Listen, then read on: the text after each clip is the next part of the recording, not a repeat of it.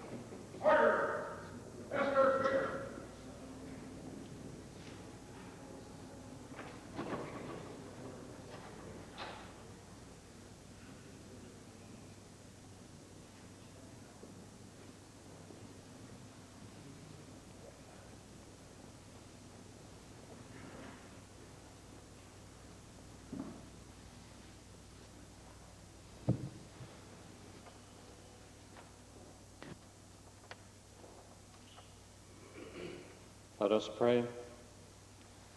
O Lord, grant us a daily awareness of the precious gift of life which you have given us. As members of this legislative assembly, we dedicate our lives anew to the service of both our province and our country. Amen.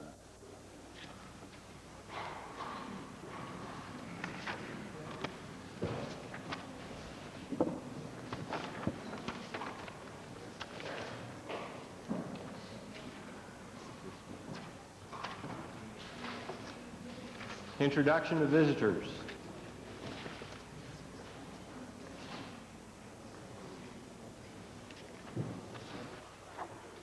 Deputy Premier.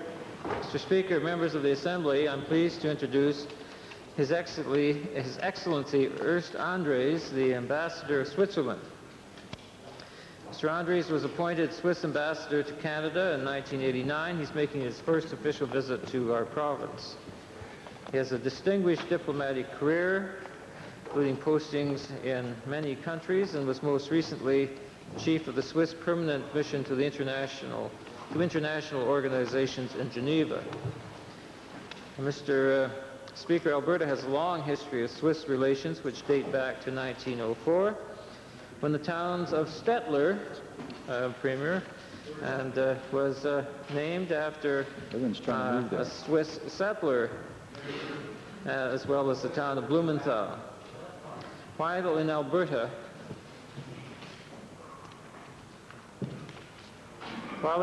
the ambassador will be receiving a briefing on our province's resources and capabilities. He is accompanied by Mr. Max Inhelder, Consul General located in Vancouver, Mr. Erwin Baumann, the Honorary Consul in Edmonton. I would ask that the ambassador and his party rise in the gallery and receive the recognition and warm welcome of the Assembly.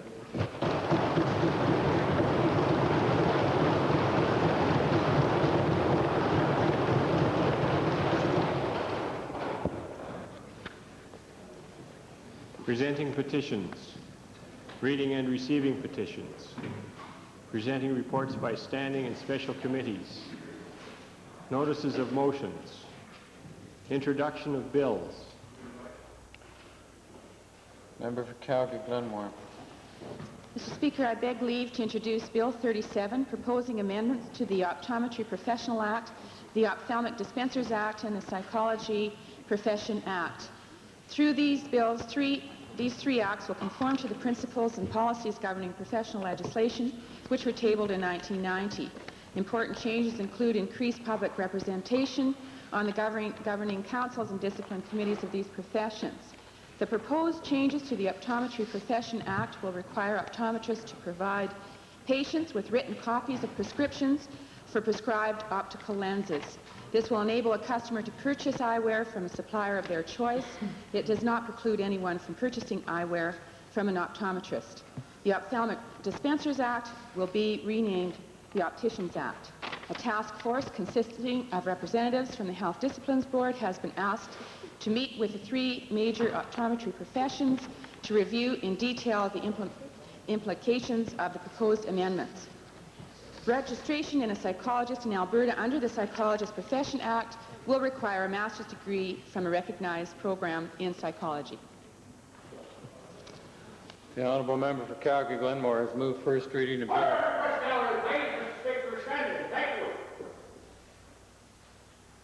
The honourable member for Calgary-Glenmore has moved first reading of Bill 37, Professional Statutes Amendment Act 1991. Those members in favour of first reading, please say aye. Aye. Opposed, please say no. Motion carries. Bill number 37, Professional Statutes Amendment Act 1991, introduced by the honourable member Mrs. Myrosh, is now read a first time. The Minister of Advanced Education, Deputy Government House Leader. Mr. Speaker, I'd move that Bill 37, the Professional Statutes Amendment Act just introduced, be placed on the order paper under Government Bills and Orders. Thank you. Having heard the motion, those in favour, please say aye. Aye. Opposed, please say no. Carried. Thank you. Hamilton Jasper, please. Speaker, I have 2 bills to introduce this morning affecting the forest industry. The first of these, I request leave to introduce a bill being the Below-Cost Timber Sales Act. The purpose of this bill is to phase out and eliminate any disposal of Crown timber by the Minister which fails to generate a net positive return to the Treasury. Now, Mr. Speaker, that's fiscal responsibility. Which of the 2 bills are we introducing at this moment? Want to do the second one? 50, is that what I... Thank you. The second bill, Mr. Speaker, is... Shall I do that one now? Thank you. Bill 300... No, thank you, Honourable Member. I was a little distracted here. The Honourable Member for Edmonton Jasper Place has moved first reading to Bill 250, the Low-Cost Timber Sales Act. Those members in favour of first reading, please say aye. Opposed, please say no. Carried. Bill number 250, the Low-Cost Timber Sales Act, introduced by the honourable member Mr. McInnes, is now read a first time. Edmonton Jasper Place. Speaker, I request leave to introduce Bill 314, being the Community Forests Act. The purpose of this bill is to provide for effective community control over forest management in Alberta. It also sets out a number of principles of forest management which will guide the public policy of the province. These 2 bills represent the foundation of a new forest policy for Alberta. Oh, good idea. The Honourable Member for Edmonton Jasper Place has moved first reading to Bill 314, Community Forests Act. Those members in favour of first reading, please say aye. Aye. Opposed, please say no. Carried. Bill number 314, Community Forest Act, introduced by the honourable member Mr. McInnes, is now read a first time. Tabling returns and reports. Minister of Health. Mr. Speaker, I want to table with the Assembly the annual report of the inspection of animals under the Universities Act for the fiscal year ended March 31, 1991. And additionally, I'm pleased to table responses to written questions 345, 368, 369, and 371.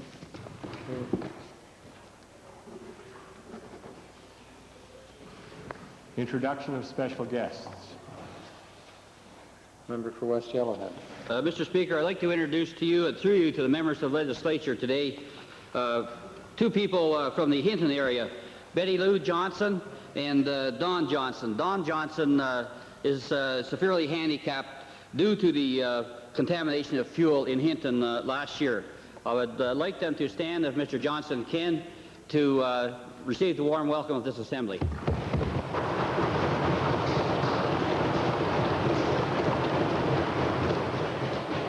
Calgary McCall. Mr. Speaker, I'd like to introduce to you and through you to honourable members, on behalf of my colleague, the honourable member for Drayton Valley, 23 young people from the Kalmar School. They're led with their teachers, Mr. Jerry Pond and Mr. Al Hansen. They're in the members gallery, and I'd like to ask them to rise and receive the warm welcome of the Assembly.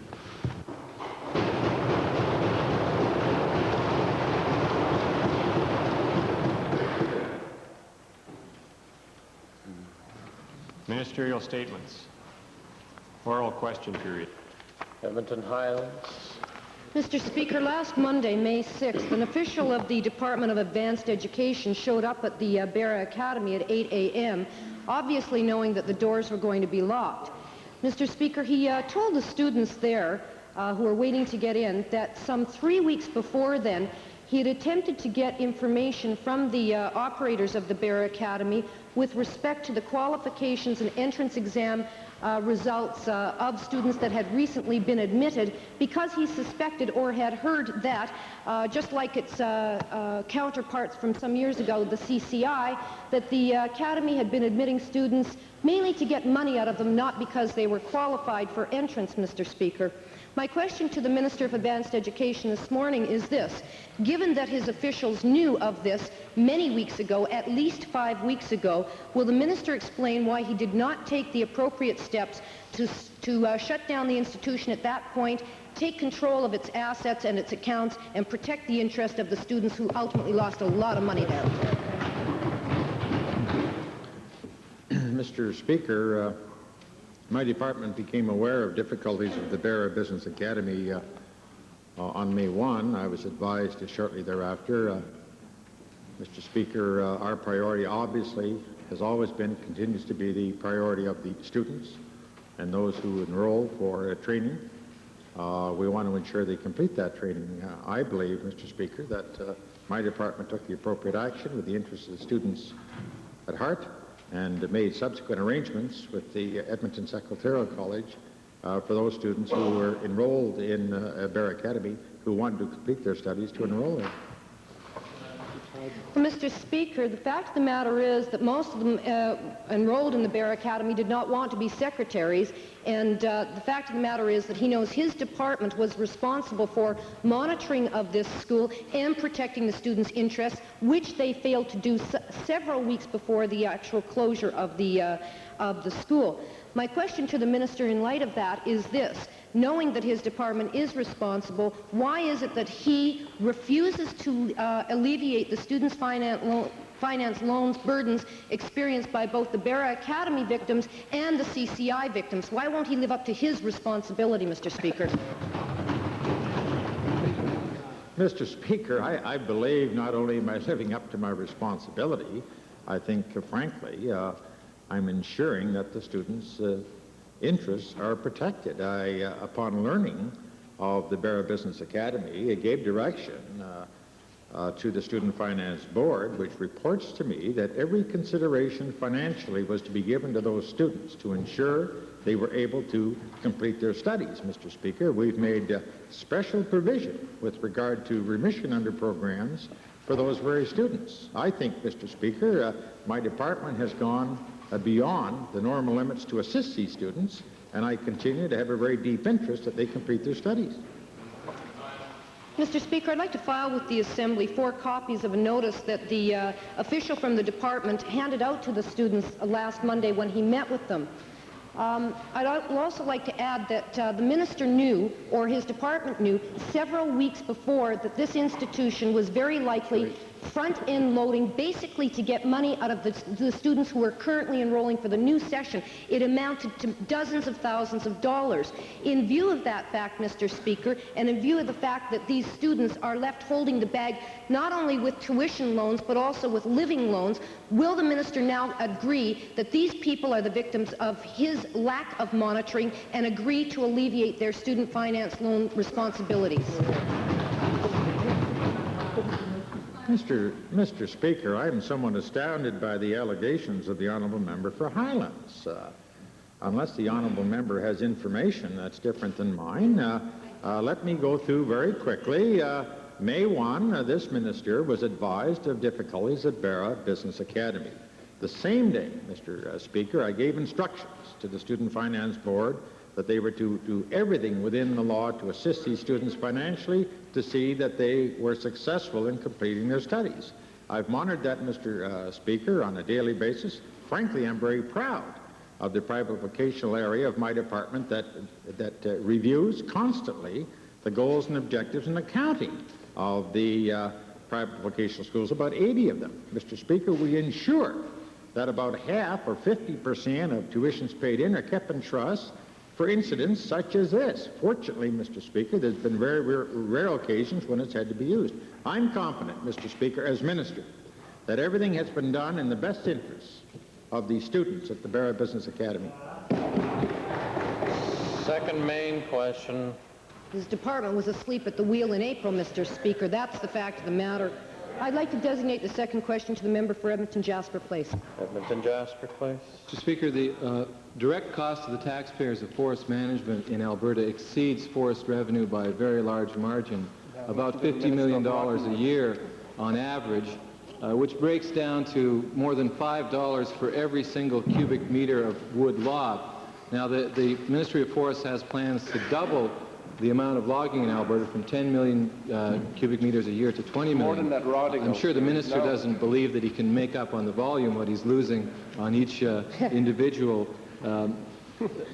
cubic meter of timber. And I would like the minister, in view of the fact that this is not only a drain on the taxpayers, but I think a ticking time bomb when it comes to U.S. countervail legislation, if he would indicate what he's doing to eliminate below-cost timber sales in Alberta. Not.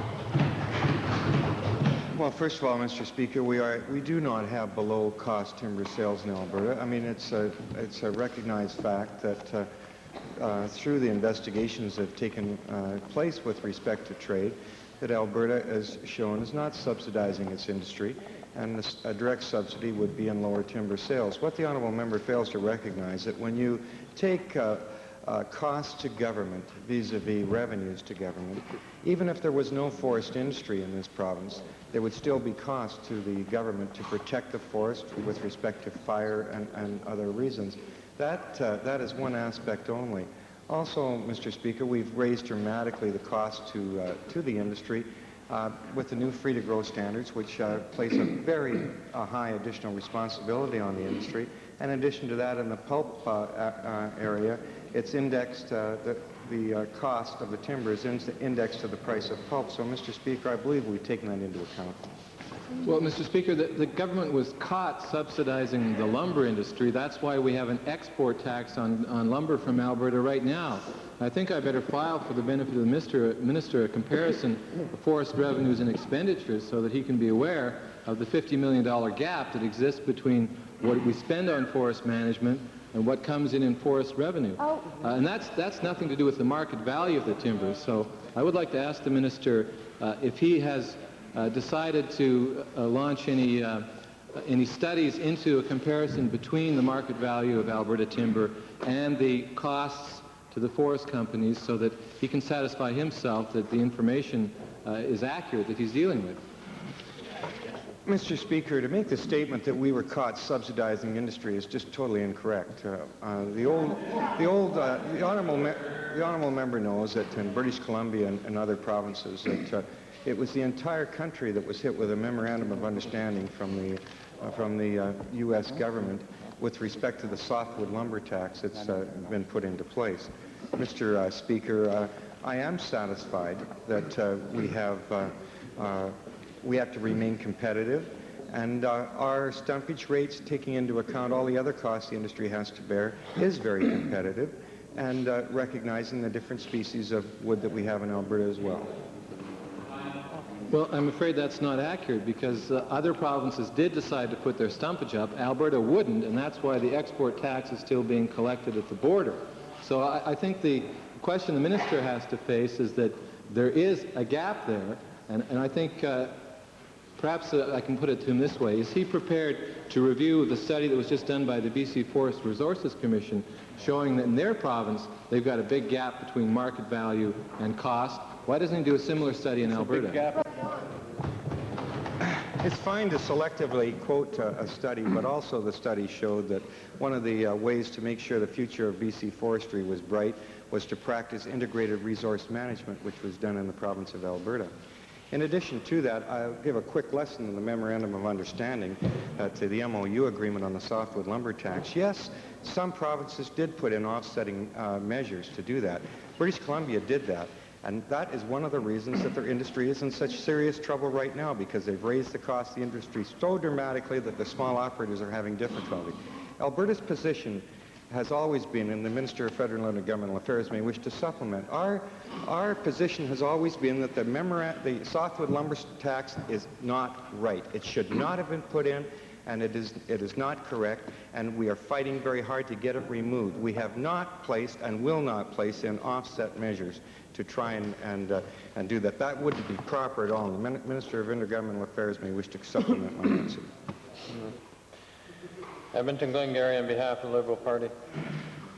Mr. Speaker, my questions are to the Honourable Provincial Treasurer. Mr. Speaker, no other province in Canada has as high an unfunded pension liability as Alberta. Any province that had a problem dealt with their problem. Mr. Speaker, yesterday the Provincial Treasurer said that the figure of $9 billion was garbage, but yet that's the figure that our own Auditor General in his most recent report identifies as the figure, $9 billion of liability.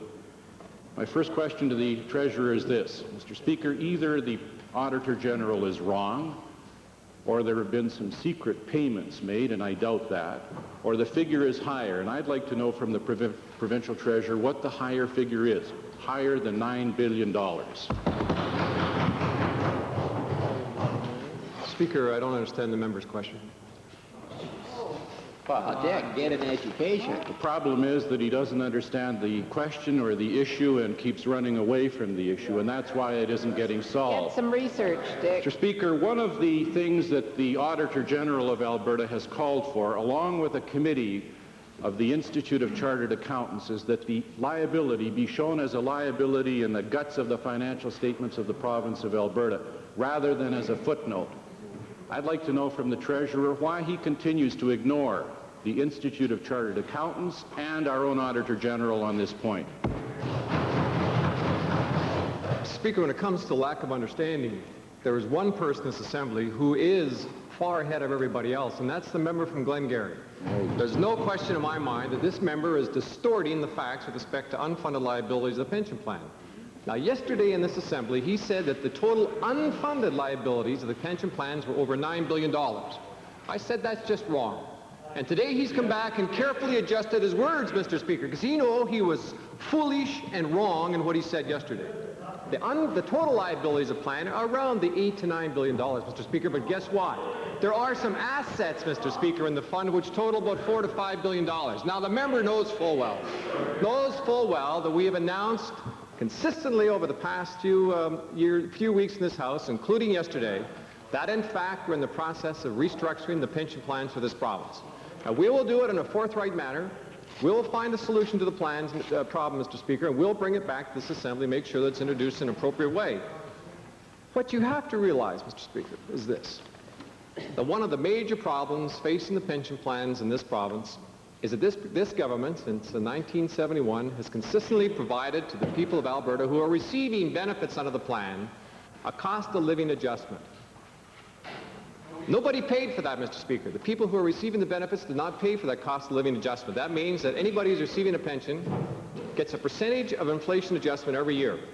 Obviously, if you haven't paid for that, Mr. Speaker, as a beneficiary, somebody has to pay for it. And right now, the current plans are paying for that. So if we adjusted the cost of living adjustments alone, or did something to fix that part of the pension plans, Mr. Speaker, you'd save about $1.5 billion in the unfunded liability.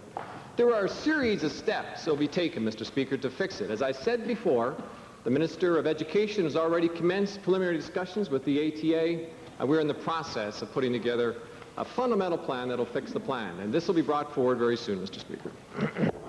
Mr. Speaker, I'm pretty shocked at the figures that our own Treasurer is using. The figures aren't millions, they're billions. The total liability is $13 billion. The assets are $4 billion. The net liability is $9 billion. That's what our Auditor General says. But you didn't answer the question, and I'll ask it again. The Institute of Chartered Accountants has a committee that says take it out of the footnote and put it into the liabilities of the financial statements. The people that are on that committee include our own Deputy Treasurer of the province of Alberta. Why, it's right here. I'll send it over to you, Mr. Treasurer. Why do you ignore the Auditor General, the Institute of Chartered Accountants, and your own civil servants? Why? Mr. Speaker, the disclosure which the province makes of the unfunded liabilities and the total assets of the pension plan are in accordance with the Institute of Chartered Accountants. It's in accordance with that disclosure, and that information is provided in the financial statements, the consolidated statements of the Government of Canada, Mr. Speaker, Government of Alberta, Mr. Speaker, and we are consistent with the disclosure in most provinces. Now, some provinces are examining ways to fix the unfunded liability. Among them is the province of Alberta, Mr. Speaker, and we're doing just that. And so, Mr. Speaker, we are in fact accord with the disclosure. The Auditor General, if he did not like the disclosure, would make a qualification in the audit report. He has not done that. We are absolutely consistent with the disclosure, and it's in the public accounts. It's disclosed there as fully as any other provision in the public accounts, Mr. Speaker. Mr. Speaker, on Monday I listened carefully to your words in the prayer. You said, "Send down thy divine wisdom." Now, Mr. Speaker, I know we're in the information age, Mr. Speaker. I know we're in the information age, but you know what? There must be a lag somewhere, because a member from Glengarry hasn't received that defined information, Mr. Speaker.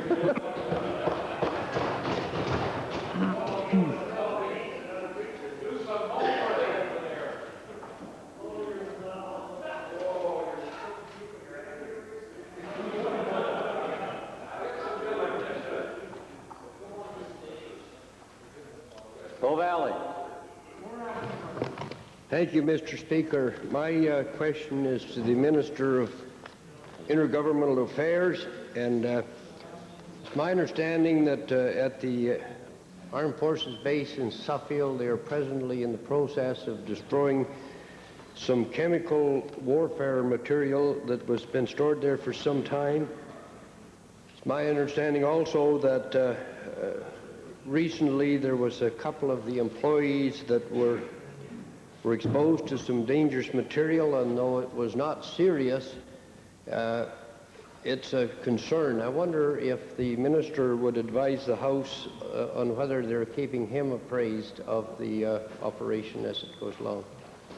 Mr. Speaker, the project is known as Operation Swift Sure, which is the incineration of biological and chemical materials which have been stored at Suffield, and has been the subject of intense discussion, both in terms of the public discussion, public participation by the federal government with the people of southeastern Alberta, and our government has been kept advised. I should point out that this is entirely a matter within the responsibility of the federal government, since all of this activity is taking place on Canadian Forces Base Suffield, and the Defense Research Establishment Suffield is in charge of this whole operation. I've been advised that there have been an incident in which 2 people may have been exposed. The matter has been investigated thoroughly by the federal government and is entirely within their responsibility. I'm satisfied they are carrying out their responsibilities properly.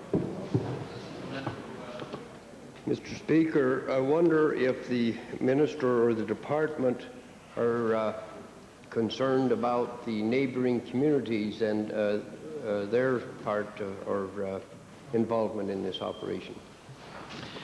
Yes, Mr. Speaker, the people in the neighboring communities, including the city of Medicine Hat and the surrounding rural and towns in the vicinity, have been kept fully informed about the project, and have been members of citizens from these communities have been part of an advisory committee, and they have been giving their approval, as I understand it, to the project as it has moved along to the point where they are now about to engage in the full-scale elimination of these chemical and biological materials. And I, quite frankly, am pleased that these materials are being destroyed, and I trust that it will be done, as the federal government has indicated through the Department of National Defense, in a safe manner for all the people of southeastern Alberta. Calgary Mountain View. Thank you, Mr. Speaker. In recent weeks, Albertans have only learned about secret approvals for development in Kananaskis country as essentially done deals.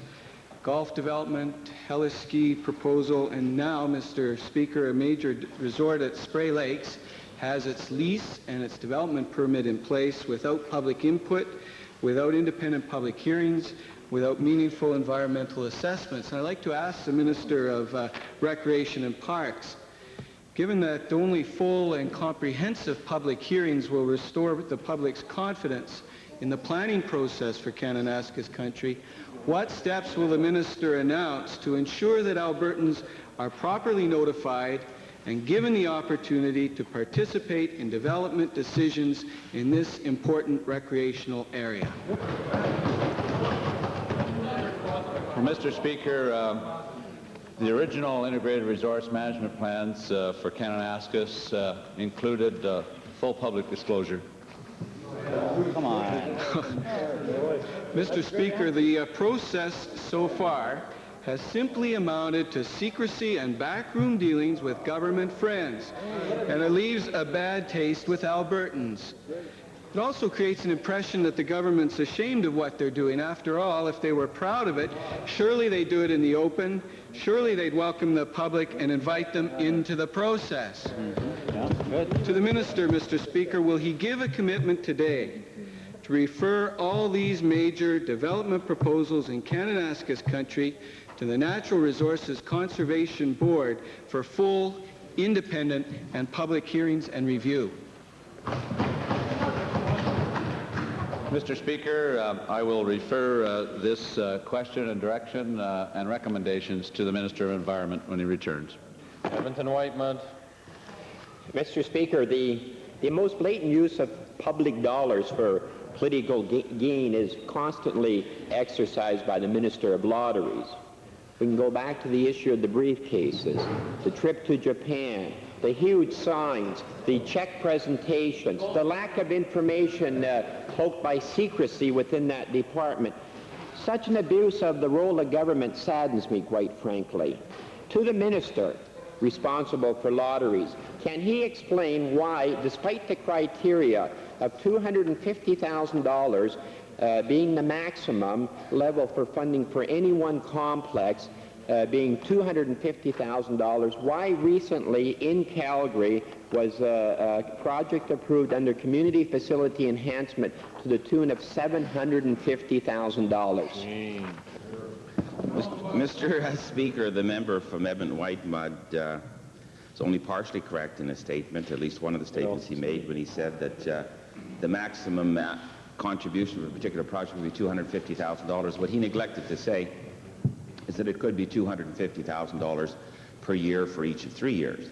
So if you multiply 3 times $250,000, you get $750,000, which becomes the maximum allocation that can be awarded to a particular project.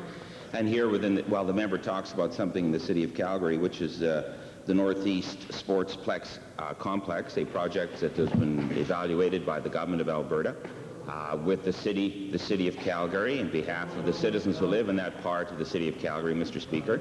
And it's a major facility that will cost perhaps $6+ million. The city of Calgary will be providing dollars. The citizens who live in the area will be providing dollars. And the province of Alberta, through the Community Facility Enhancement Program, will provide $250,000 for each of 3 years, or a total of $750,000. Mr. Speaker, it's exactly the same. We've done it here in the city of Edmonton. The Space Sciences Center, marvelous facility for all of the citizens of Alberta, has received more than one annual allocation of $250,000. And we've done it in other places as well. Mr. Speaker, all of this information, of course, is in the pamphlet that was published 3 years ago. And of course, every award that we made under the lottery fund, we make public, Mr. Speaker, and it's incredible to me how the member from Whitemud can continue to say that there's secrecy. No department of the government of Alberta, Mr. Speaker, quite frankly, is more up to date in making information available. In fact, every time there's an award, we put out a press release. We invite people in. Thank you. Thank you. Thank you.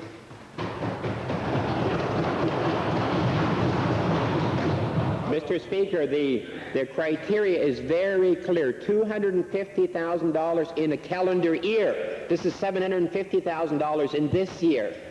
Mr. Speaker, what the people of Alberta want is fairness applied across the board. Is the minister now saying that the criteria is a total of $750,000 for any group over the 3-year period, and those that haven't received up to that amount in the past are now eligible to apply for that amount, regardless of what riding they come from?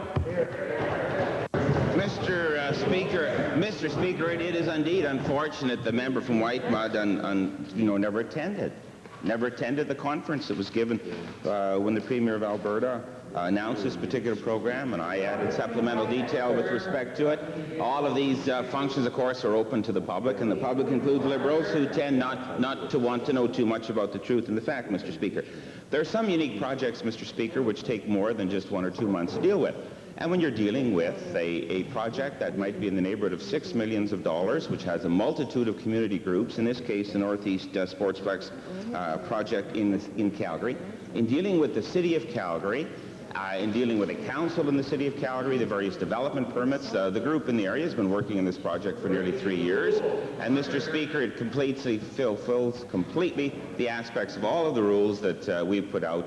Those rules are part of the pamphlet that we've issued. They've been explained by the minister on previous occasions. And Mr. Speaker, I don't know how someone who's never attended any of the public meetings we've ever had with respect to this, who's never participated or wanted to listen to any of the answers, can basically say that one of the individuals who wrote the rules has broken the rules. Mr. Speaker, this is really a sad day in this Assembly once again, when members like the member from Edmonton-Whitemud continue to yap, and I think the citizens who are listening to the question period can hear yapping in the background. That comes from the leader of the Liberal Party and the member from Edmonton-Whitemud, so all citizens know they're known as yappers here. If they would listen to the answer, understand the truth, they would probably be much more respected in the community at large in the province of Alberta, Mr. Speaker. Calgary Fish Creek.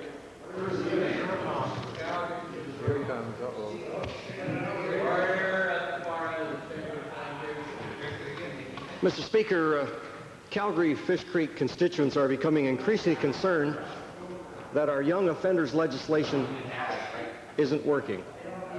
Excuse me, honourable member. What goes around does indeed come around, Edmonton Whitemud. Listen to it. Now, Calgary Fish Creek, please. Mr. Speaker, as I indicated earlier, Calgary Fish Creek constituents are becoming increasingly concerned that our young offenders legislation isn't working.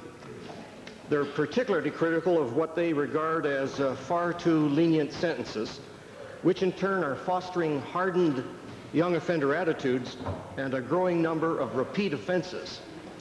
Now, Mr. Speaker, assuming that the Attorney General is aware of the problem, can he advise the Assembly what he proposes to do about these constituent concerns?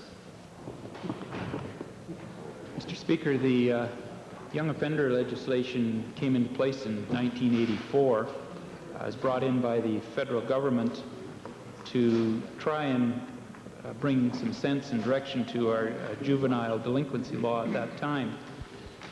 In theory, I think the act was good. It was setting up a specific system in which young offenders could be handled with specified penalties that wouldn't be beyond the limit of 3 years. I, for one, think that the act is so fraught with administrative problems that it perhaps is not serving the purpose that it was meant to. We have had continuing dialogue with the Attorneys General across Canada and with the Federal Attorney General with specific requests that we make changes. We had unanimous agreement at a meeting at Niagara-on-the-Lake 2 years ago. We have yet to have the Federal Attorney General bring through some of these needed changes. Mr. Speaker, as you're well aware, not only do we have federally written young offenders legislation, but we also have here in Alberta provincial young offenders legislation. And this government and this Attorney General has within his hands the ability to make amendments that are needed as far as our own provincial jurisdiction is concerned. Is the Attorney General prepared to share with the Assembly when he plans to bring forward a plan of action to deal with those matters that are within this jurisdiction? Mr. Speaker, the member is correct. The Young Offenders Act was passed in '84 federally. Concurrently, there was also an act passed by this legislature that affected provincial offenses. Approximately a month ago, I did indicate that we were making some changes, first of all, to deviate or take people out of the judicial stream and put them into an alternative measures program in offenses which have not serious consequences, but where direction or community service may help the young offender. We're also looking at changing our act so that our Provincial Offences Procedures Act would apply to young offenders in traffic matters so that they could be treated the similar and much more administratively convenient process than as adults have. And we have a number of other initiatives. Hopefully we'll get those before the Assembly soon so that we can also streamline our responsibility in that area. West Yellowhead. Thank you, Mr. Speaker. The question surrounding Hinton fuel poisoning just keeps piling up, Mr. Speaker. Most disturbingly, though, it's likely the contamination was deliberate. The Hinton RCMP never even investigated the source of the contamination. I'd like to ask the Solicitor General whether the Solicitor General could explain to the Assembly why there was no police investigation, when it seems likely that the poison was deliberately put into the fuel by unknown parties, who at the very least recklessly endangered the lives of Albertans.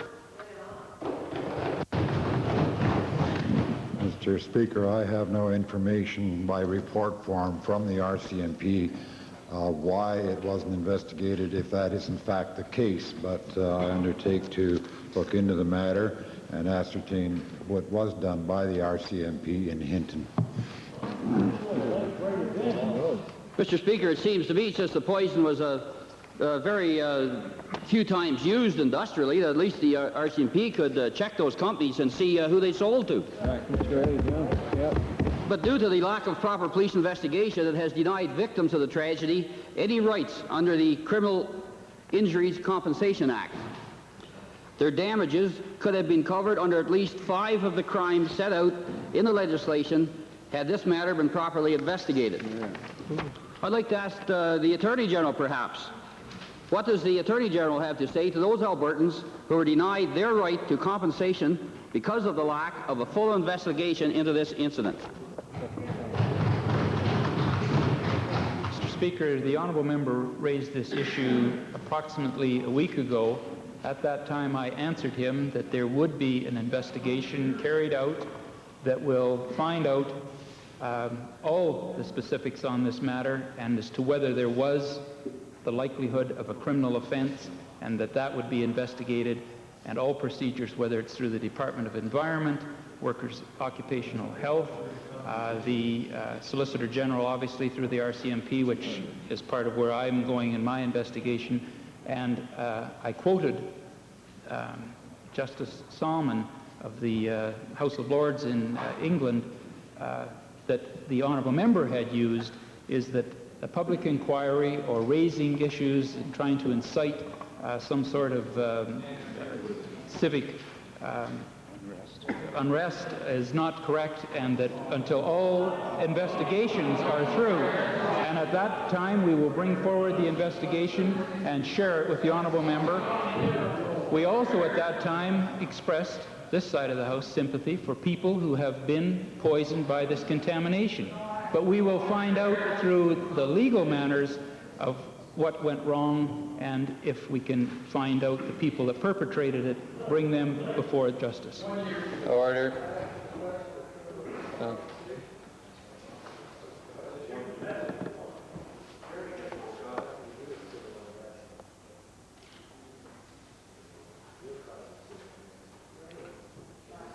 If the murmurs in the NDP caucus will cease, I'll recognize their next member.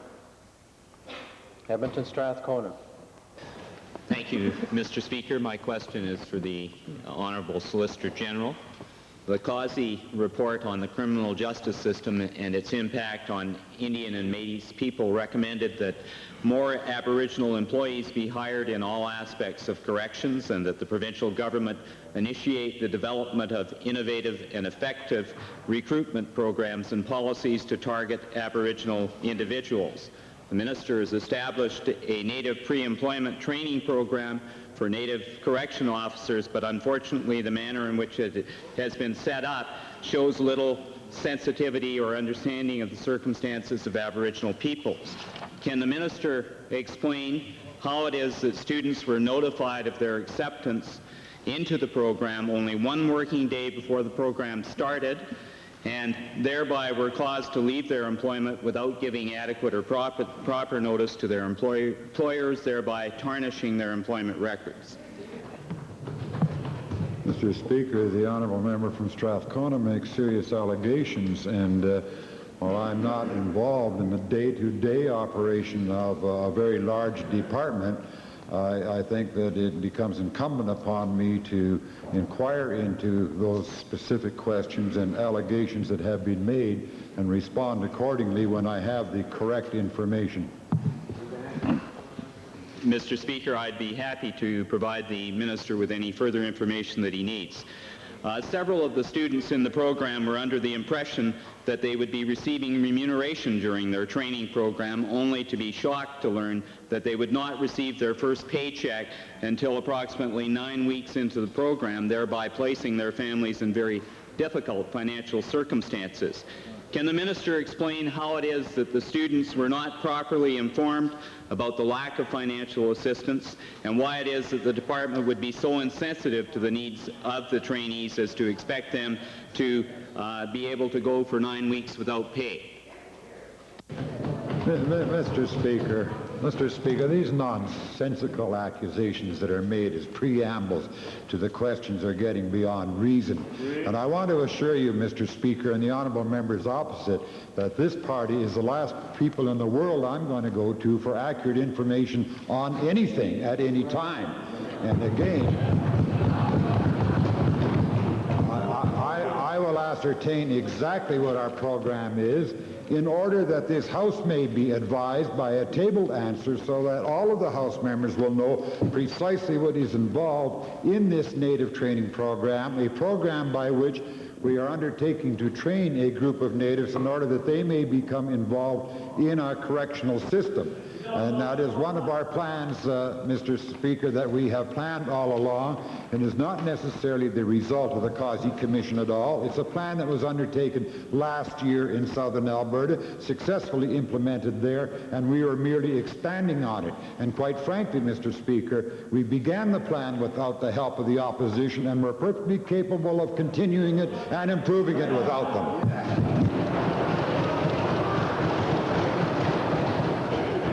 Sturgeon. Thank you, Mr. Speaker. My question today is to the Acting Minister of Utilities, the Honourable Member from Barhead.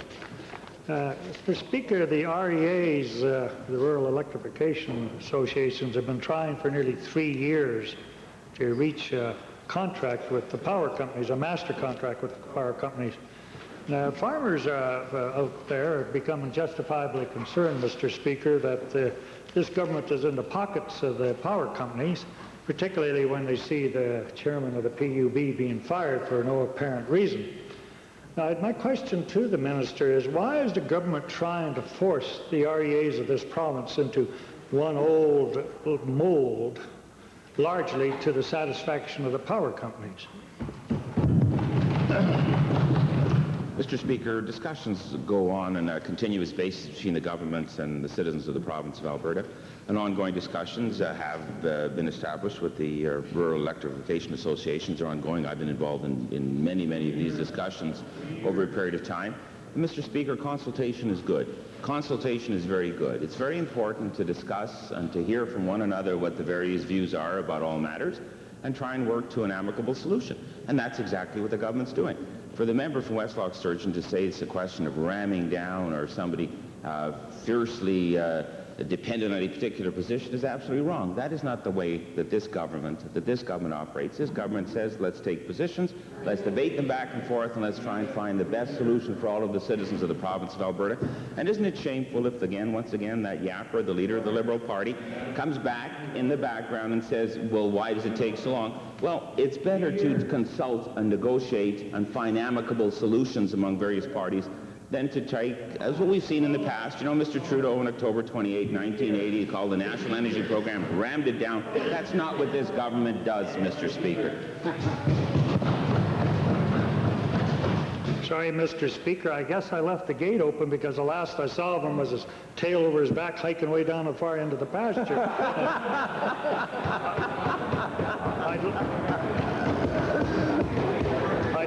I'd like to have that hornless bull come back in here and answer the question. The question, Mr. Speaker, is why isn't the government doing something about bringing the REAs and the power companies arbitrating between instead of threatening the REAs? Thank you, honourable member. You asked the question. Mr. Speaker, the last time that the member for West Loch Sturgeon saw me was when I was on my way to meet with a delegation of people from Busby, the Busby and District Lions Club, who wanted to talk to me about a community facility enhancement program, Mr. Speaker, and we had a very, very good discussion. Mr. Speaker, discussions are going and are continuing on an ongoing basis with the individuals who make up membership of the REAs in the province of Alberta. A large number of caucus members, in fact, members of other particular caucuses, have also met with representatives of the REAs. It's the intent of the government to continue these discussions to reach an amicable solution, Mr. Speaker, one that's in the best interest of all of the people in the province of Alberta with respect to electricity. Mr. Speaker, for those individuals who may not understand what an REA is, but it's a Rural Electrification Association, and they were established to make sure that power was provided to citizens who live in rural areas of the province. Good. Thank you. Thank you. Calgary McKnight. Mr. Speaker. Mr. Speaker, 55% of the school superintendents in this province have said that they expect teacher shortages in their jurisdictions. And yet there are quotas and waiting lists throughout the system, in the university faculties of education as well as in the college transfer programs. The Alberta Teachers Association has also informed us that there is a severe teacher shortage. I brought this up last year, and yet nothing has been done. To the Minister of Advanced Education, given that it is the post-secondary institutions who are responsible for training teachers and ensuring that Alberta has a good supply of well-trained teachers to meet current needs, why is this minister not doing more to respond to this educational crisis? Mr. Speaker, I, as Minister, respond to the priorities set by the post-secondary system, certainly those with educational faculties. I'm somewhat intrigued, Mr. Speaker, that of those who graduate in education, only 1 out of 2 end up teaching. It somewhat intrigues me, an answer to which I do not have to that question. Mr. Speaker, I'm confident that with the number of those going into education, that the supply of teachers, although tentative as to the total supply, I'm confident that with the appropriate requests by the institutions that do those teachings, that's the University of Lethbridge, Calgary, and the University of Alberta, that matter could probably be resolved. Mr. Speaker, I have been contacted by a constituent who will be graduating from high school with a 72% average. He would like to go into teaching. What would the minister suggest I tell this young man who has already been turned away from Mount Royal College and will likely be turned away from the U of C because... Thank you, honourable member. You've asked the question. Thank you.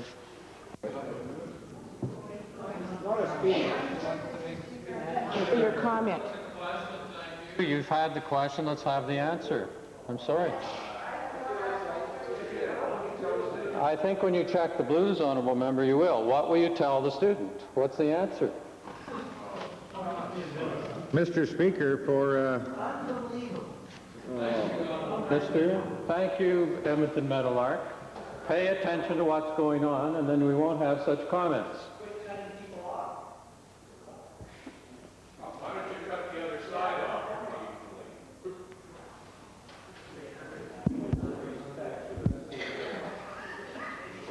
Honorable members, you're not obviously paying attention. They have been cut off. You were cut off. It happens on a daily basis on both sides of the House. I'm sorry that you are so thin-skinned. Thank you, honorable members. Thank you, honorable members, and personal insults inside the House and outside the House are not in order. Thank you. Thank you.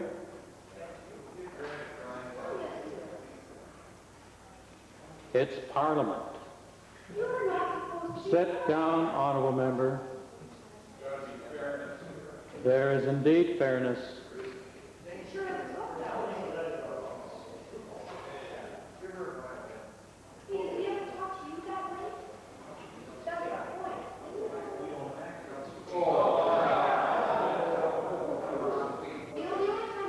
Order, order, order. The House stands adjourned until 11 o'clock. The House stands adjourned. Thank you, honorable member.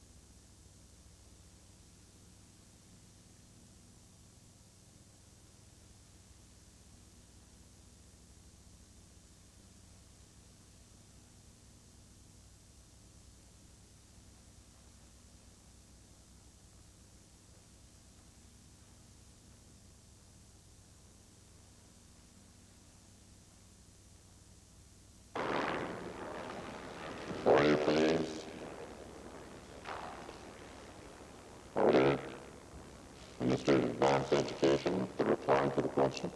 Mr. Speaker, the honourable member from McKnight asked what advice I would give to the student. I think that's the gist of her question. Mr. Speaker, we feel very strong that the post-secondary system in Alberta is as strong as it is because of self-governing boards, and those institutions set admission standards.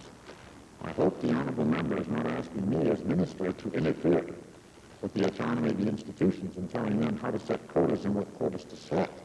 I would be, Mr. Speaker, I would be very interested if there's a particular student of the member who's having difficulty accessing the system. My recommendation would be, first of all, that they contact the institution through its president. And if my office in any way can be helpful, I would encourage the honourable member to forward the information to me, and I would do what I could to assist the student.